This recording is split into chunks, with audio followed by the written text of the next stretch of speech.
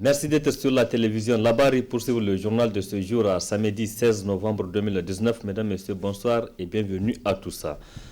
Un collectif des centrales syndicales des travailleurs du Niger a rendu public ce matin une déclaration au siège de l'USTN. Dans celle-ci, les signataires ont examiné la situation au plan social et sécuritaire. Ces centrales dénoncent surtout la non-prise en compte des revendications des travailleurs comme prévu dans un protocole d'accord signé avec le gouvernement. Le résumé dans cet élément. Elles sont 8 centrales syndicales qui ont participé à la première élection professionnelle de juillet dernier au Niger.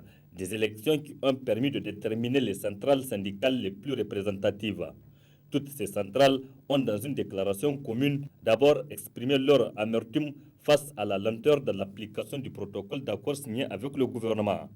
Nous, centrales syndicales signataires de la présente déclaration, réaffirmons notre ferme détermination à combattre farouchement tout marchandage ou toute situation tendant à remettre en cause l'intérêt général des travailleurs nigériens, chèrement acquis de haute lutte, mais aussi et surtout ceux de nos militantes et militants. Sinon, comment comprendre et admettre que les autorités de la 7e République persistent et signent à ne pas donner suite aux incessants appels des travailleurs nigériens? Aussi, elles réitèrent leur incessant appel à l'endroit du président de la République à prendre toutes les mesures nécessaires pour l'octroi d'une indemnité spéciale de départ à la retraite à tous les agents de l'État, le fonctionnement normal et régulier de l'Académie, le recrutement sans concours et sans délai de tous les contractuels à la fonction publique, notamment ceux de la santé et de l'enseignement, la reprise de tous les enseignants dont les contrats ont été résiliés pour avoir respecté le mot d'ordre des syndicats du secteur dans le cadre de l'évaluation 2017. La mise en œuvre effective du décret d'application du statut particulier des auxiliaires de l'administration publique et l'adoption du décret d'application de celui des agents des collectivités territoriales. L'appurement de tous les arriérés des incidences financières liées aux avancements et reclassements. La tenue sans délai des commissions relatives aux différents avancements des agents de l'État. L'harmonisation de la grille salariale et du régime indemnitaire à tous les fonctionnaires de l'État pour une question d'équité et de justice sociale. La réduction du prix des hydrocarbures conformément au protocole d'accord signé avec le gouvernement. La situation sécuritaire dégradante au Niger est également au cœur des préoccupations de ces centrales. Les centrales syndicales signataires de la présente déclaration félicitent et encouragent les forces de défense et de sécurité qui ne ménagent ni leur temps ni leurs efforts pour la défense de l'intégrité du territoire national suite aux attaques perpétrées par les terroristes dans notre pays, malgré la soi-disant assistance des forces étrangères installées sur notre sol.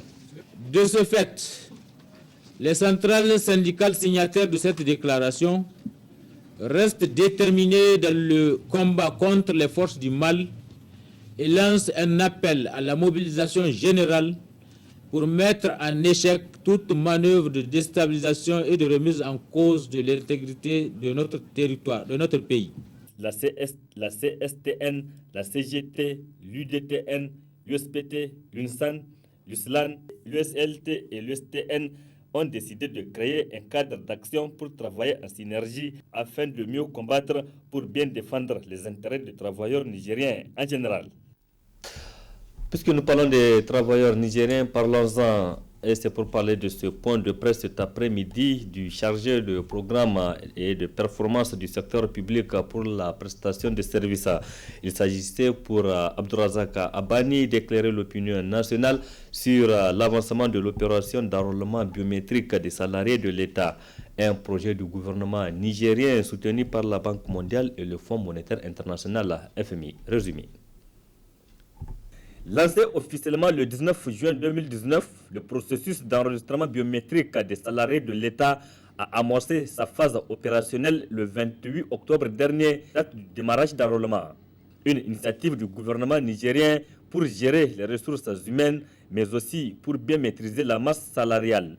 La gestion de la carrière, c'est le ministère de la fonction publique aujourd'hui et de la réforme administrative qui en est le porteur à travers ses différents services techniques au niveau central et depuis peu à travers les directions régionales de la fonction publique qui existent dans les 8 chefs-lieux de région.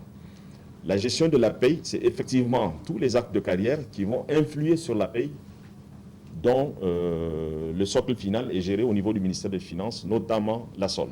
Il y a beaucoup d'études, il y a beaucoup de réflexions, beaucoup de travaux qui ont relevé tous les dysfonctionnements que vous connaissez au niveau de la gestion des ressources humaines de l'État.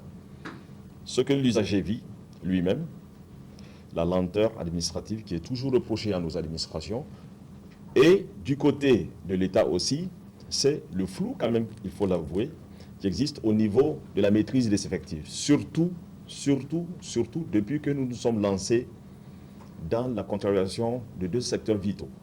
Je veux parler de l'éducation et de la santé. Il n'y a pratiquement pas de maîtrise, je peux affirmer cela.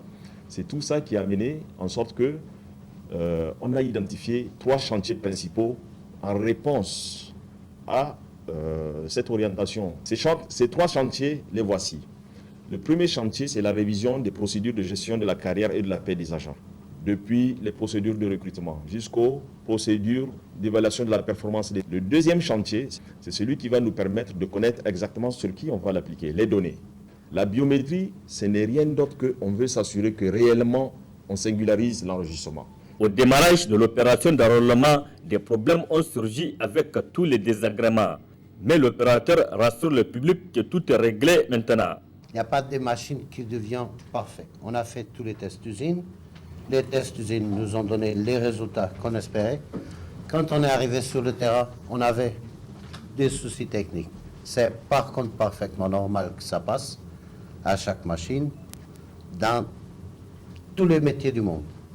Ce que c'est normal aussi, c'est ça qu'on est en train de faire, c'est de les solutionner pour que ça marche bien à la cadence qu'il faut.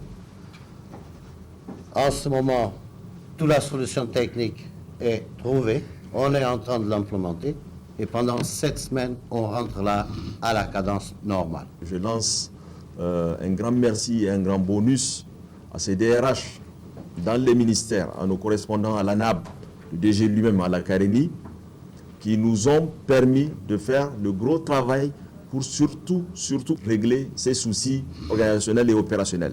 50% des agents concernés par cette opération sont à Niamey. 5 centres fixes plus des équipes mobiles sont prévus pour leur enrôlement. Et les autres régions du pays seront dotées d'un centre chacune et l'opération prendra fin le 6 mars 2020. De cette cérémonie de lancement ce matin des assises de la première édition des Journées nationales de biologie du Niger. Cette cérémonie a été présidée par le représentant du ministre de la Santé publique et c'était en présence de plusieurs invités venus pour la circonstance, nous rapporte Nafisa Zakou et Chebou Guissou. L'apport de la biologie clinique dans la couverture sanitaire universelle, tel est le thème de cette première édition des Journées nationales de biologie médicale au Niger. Cette première édition, organisée par le ministère de la Santé à travers sa direction de laboratoire de la santé et ses partenaires, permet de tisser des liens forts entre biologistes et de renforcer mutuellement leurs capacités en vue de l'amélioration de la santé des populations nigériennes. Pour une meilleure prise en charge des soins, il faudrait que le clinicien soit accompagné par le laboratoire qui lui permet de confirmer ou bien d'infirmer ses prises de décision. C'est-à-dire si le médecin décide de dire que le patient a telle pathologie, donc il va falloir qu'il ait la confirmation et c'est uniquement le laboratoire qui peut lui permettre cela. Et nous nous sommes rendus compte que en fait, les gens ne connaissent pas réellement les domaines d'intervention de cette biologie. Tout est parti de là. Et grâce à l'appui de nos partenaires techniques, tels que la Fondation Mérieux et ses partenaires, et d'autres partenaires locaux bien sûr, nous avons décidé cette année de nous lancer dans cette démarche de faire connaître la biologie au Niger. Le Niger fait partie du réseau ouest-africain des laboratoires de santé et ce depuis 2013 et c'est un réseau qui permet d'échanger dans la sous-région. Le président de la Fondation Mérier, principal partenaire de cette première édition, ainsi que le président du comité scientifique ont tous salué cette initiative qui est un rendez-vous de donner et de recevoir. Dans son discours de lancement des assises de cette rencontre, le représentant du ministre de la Santé publique a souligné l'importance de cette rencontre, mais aussi l'objectif à elle assigné. Cette rencontre aujourd'hui est d'une importance capitale, en ce sens qu'elle est dédiée aux Journées nationales de biologie. Elle est d'autant plus importante qu'elle demeure une tribune de donner et de recevoir où des spécialistes de la santé se retrouvent pour échanger sur le progrès de la biologie, mais aussi pour formuler des recommandations en vue d'améliorer la prise en charge de nos populations. L'objectif assigné à cette première édition des Journées de biologie nationale est de renforcer durablement la qualité et l'accès au diagnostic biologique au Niger et de manière spécifique. Il s'agit de faire connaître la biologie clinique, expliquer la réglementation en vigueur en matière de la biologie et la problématique de son application au Niger. Mettre en exergue l'intérêt du diagnostic biologique de la prise en charge efficace des pathologies. Mettre l'accent sur l'intérêt du dialogue entre cliniciens et les biologistes. À noter que cette première édition des Journées de biologie sera enrichie par 10 communications et panels ainsi qu'une visite des stands. Une façon pour dire que la biologie médicale est devenue un élément central du parcours de soins des patients. Un autre atelier, toujours, c'est celui de formation des organisations de la société civile du secteur de la santé publique au Niger, des districts sanitaires de Tillabéri et Niamey, et l'atelier a porté sur le renforcement du système de santé et la promotion de l'équité de la vaccination. Cet atelier est organisé par le regroupement des ONG et associations du secteur de la santé publique à Roassen. Le compte rendu avec Arita Salah et Khalidou Bourema. Cette rencontre régionale qui constitue la 8e du Char parachève le processus de décentralisation régionale du regroupement des ONG et associations du secteur de la santé du Niger-Roassen par le biais du renforcement des capacités des organisations de la société civile du secteur de la santé. Le coordinateur du Roassen a expliqué les raisons de la mise en place des antennes régionales du Roassen. Nous sommes à Niamey. Il faut dire que nous avons eu l'opportunité et le privilège aussi de mettre en place des antennes régionales dans l'ensemble des régions. Nous avons fait donc toutes les régions, que ce soit Difa, Zender, Maradi, Agadez, Tawa, Dosso, Tillabéri. Aujourd'hui à Niamey, nous voulons aussi doter la région de Niamey d'une antenne. Parce que nous ne voulons pas faire l'amalgame, c'est-à-dire il ne faut pas que le bureau national travaille à la place du bureau ou des antennes régionales. Donc on a mis dans toutes les régions une antenne qui a la même configuration que le bureau national. Donc là, les rôles et les responsabilités vont être bien déterminés. Pourquoi nous avons eu à faire ça? Nous avons eu à réfléchir pour dire si nous voulons promouvoir l'équité dans la vaccination, il faut que nous ayons un cadre d'intervention qui tient compte de tous les aspects de la décentralisation en matière de santé. Pour mettre en place les antennes régionales, il faudra nécessairement que nous faisions du renforcement de capacité. Tous les textes qu'on a adoptés, toutes les dispositions qu'on a eu à prendre par rapport au plan stratégique qui va jusqu'à 2023, nous avons dit qu'il faut d'abord renforcer la capacité des gens en mettant à leur disposition des documents de base. Le secrétaire général du gouvernorat de la région de Niamey a salué cette démarche participative et inclusive du Roassen qui consiste à renforcer les capacités des acteurs et partenaires impliqués dans la promotion de l'équité de la vaccination et la mise en place de l'antenne régionale de Niamey. La présente assise intervient dans le cadre de la mise en œuvre du partenariat pour la mobilisation sociale des acteurs et partenaires dans un contexte de contribution au renforcement des capacités et du cadre de dialogue social inclusif au sein du secteur de la santé en général et de la vaccination en particulier, avec pour finalité de toucher une plus grande proportion de groupes cibles. Cette démarche participative et inclusive nous permettra entre autres de renforcer la participation optimale des ESC dans le dialogue social inclusif pour la promotion de l'équité, de la vaccination et du renforcement du système de santé dans les différentes régions, d'assurer une meilleure coordination, une communication en vue de la mobilisation sociale et la poursuite du plaidoyer en faveur du renforcement du système de santé et de la vaccination, de suivre et d'évaluer afin de créer des synergies et des complémentarités nécessaires entre acteurs et partenaires de la mise en œuvre des projets et programmes du ministère de la Santé publique et afin d'appuyer la mise en place du bureau exécutif régional du Roi-Seine dans la région de Niamey. Cet atelier est financé par Gavi Alliance à travers le Fonds commun du ministère de la Santé publique. Après le Mouloud tenu il y a une semaine pratiquement dans la cité historique religieuse de Kyoto par la quasi-totalité des musulmans membres de Tidjania, la nuit du 15 au 16 novembre, elle a été donc célébrée aussi dans plusieurs autres localités. Et c'est pour célébrer le petit Mouloud, une célébration qui s'est déroulée dans plusieurs localités. C'est l'exemple de Kotiré. C'était en présence de nos reporters Adam Soumana et Ibrahim Aboudou. La cité religieuse du regretté et respectueux Cheikh Hassan Kochiri n'a pas failli à sa tradition de réunir tous les fidèles musulmans de la confrérie Tidjania des différents horizons du pays, voire au-delà des frontières nationales à l'avènement du 7e jour du Mouloud. Un Mouloud célébré en grande pompe à Kyoto et dont le jour correspondant au baptême du sceau du prophète Mohamed paix et salut d'Allah sur lui est magnifié chez les différentes figures emblématiques du Tidjania à l'image de Kochiri qui arbitre ainsi sa 20e édition à la satisfaction des membres du comité d'organisation. Pour tous les musulmans, la naissance de Sayyidina Muhammad sallallahu alayhi wa sallam est et demeure le premier repère historique de la religion islamique. Pour l'humanité entière, la naissance du prophète Mohammed sallallahu alayhi wa sallam est une chance parce qu'elle permet de rétablir la prépondérance du réel sur l'imaginaire, de la vérité sur le mensonge, de la foi sur la mécréance, du salut sur la perdition. Chers frères et sœurs en islam, le Mouloud, c'est le retour dans la mémoire collective de ce grand jour où Allah subhanahu wa ta'ala envoya au monde le dernier des messagers, Sayyidina Muhammad Rasulullah sallallahu alayhi wa sallam. Les cérémonies d'aujourd'hui constituent la suite logique de celles que nous avions commencées la semaine passée à Kyoto. Au-delà des autorités religieuses, celles coutumières, administratives et politiques ont également rehaussé cette nuit par leur présence.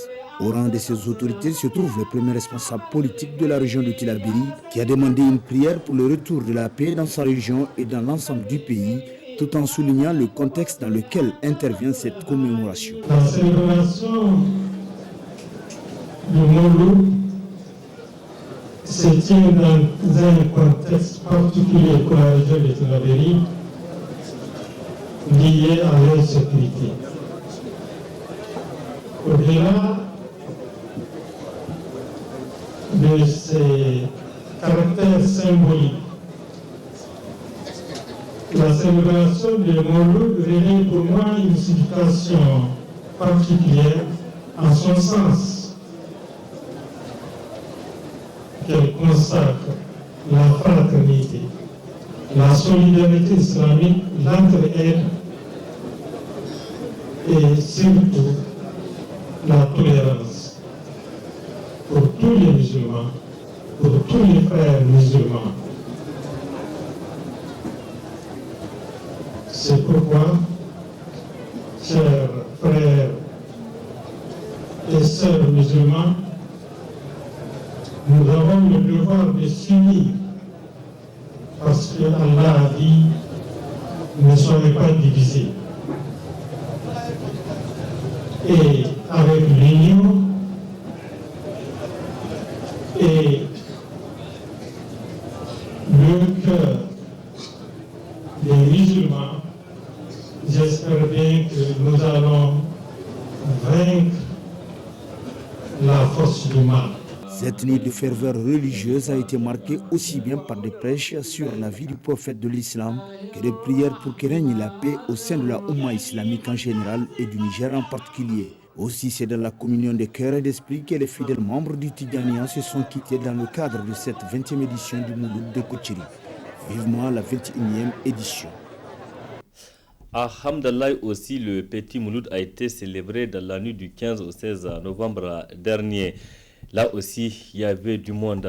Les fidèles ont passé la nuit à lire le Coran et à implorer le Dieu pour qu'il bénisse le Niger ensemble. Le reportage Abdelrazak Hamidou Léo, Chebou Guissou. Nous sommes ici à Hamdallah. Et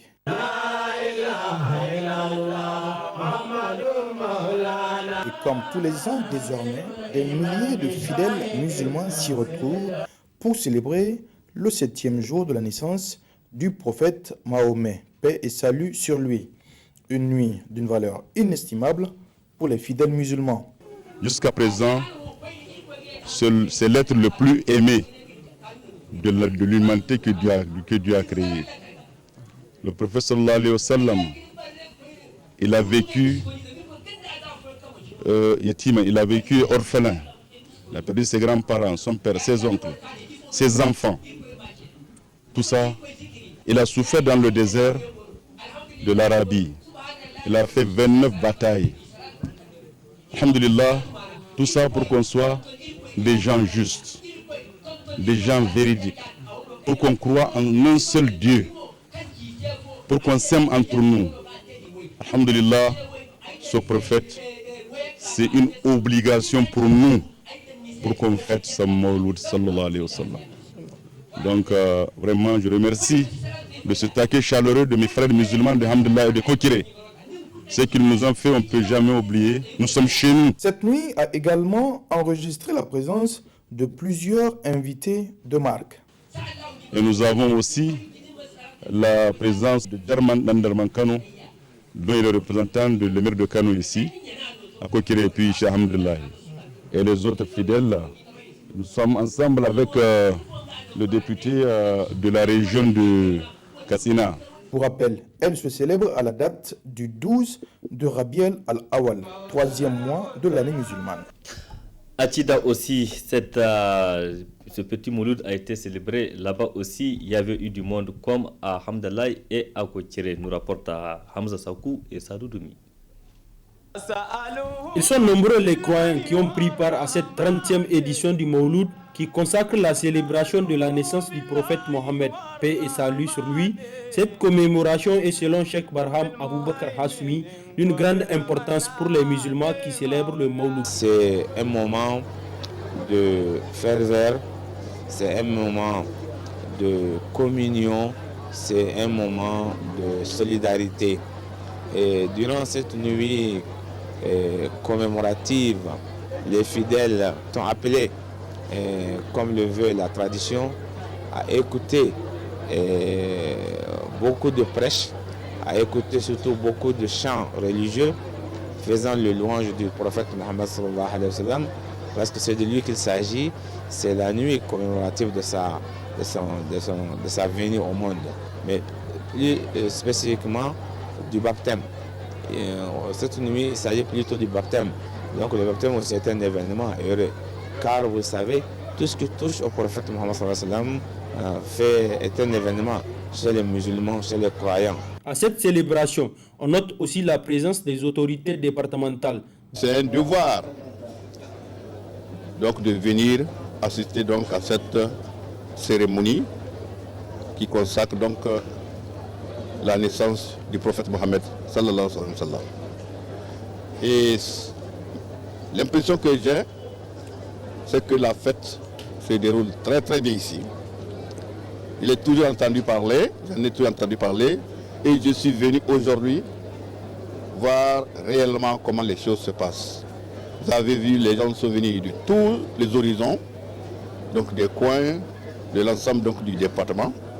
Ce que nous souhaitons, c'est que cette célébration puisse se perpétuer et que d'année en année, que ça gagne de plus en plus de fidèles. Cette fête du Mawlud qui a enregistré la participation de plusieurs marabouts est une réussite selon les organisateurs. Vraiment, nous remercions le bon Dieu d'avoir nous accordé cette grâce.